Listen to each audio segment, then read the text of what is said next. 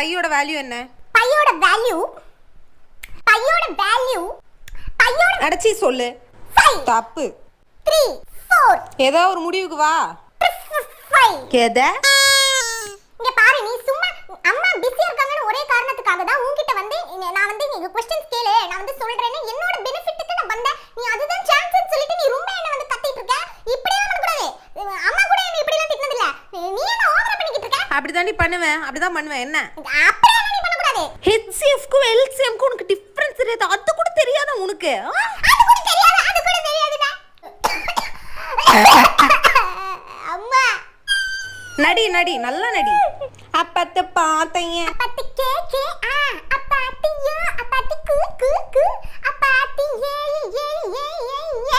ஏ இப்ப பையோட வேல்யூ சொல்லு.